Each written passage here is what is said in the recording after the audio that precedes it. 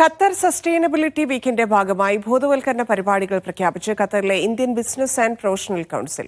Inter school hackathon, കണ്ടൽക്കാട്, തൈനടിയിൽ inter school quiz തുടങ്ങിയവ ഇതിന്റെ ഭാഗമായി നടക്കും. നവംബർ 1 മുതൽ 8 വരെ പരിസ്ഥിതി കാലാവസ്ഥാ വ്യതിയാന മന്ത്രാലയത്തിൻ്റെയും ഖത്തർ ഫൗണ്ടേഷൻ്റെയും സഹകരണത്തോടെ എർത്തനയാണ് രാജ്യത്ത് സസ്റ്റൈനബിലിറ്റി വാരാഘോഷം സംഘടിപ്പിക്കുന്നത്. ഇതിൻ്റെ ഭാഗമായാണ് Indian business and professional council അഥവാ IBPC വിവിധ പരിപാടികൾ ആസൂത്രണം ചെയ്തത്. സസ്റ്റൈനബിലിറ്റി വീക്കിൻ്റെ ഭാഗമായിട്ട് നമ്മൾ സ്കൂൾ ലെവലിൽ വരെ നമ്മൾ ആക്ടിവിറ്റീസ് പ്ലാൻ ചെയ്യുന്നുണ്ട്.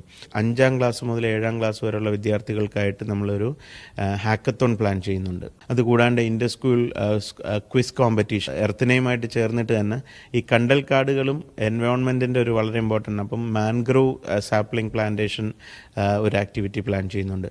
ഖത്തറിലെ വിവിധ കമ്മ്യൂണിറ്റികളും NGO കൂട്ടായ്മകളും പരിപാടിയുടെ ഭാഗമാകും. പ്രൊഫഷണൽ ബിസിനസ് മേഖലയുമായി ബന്ധപ്പെട്ട് ഖത്തറിലെ ഇന്ത്യൻ എംബസിക്ക് കീഴിൽ പ്രവർത്തിക്കുന്ന അപ്പെക്സ് ബോഡിയാണ് IBPC.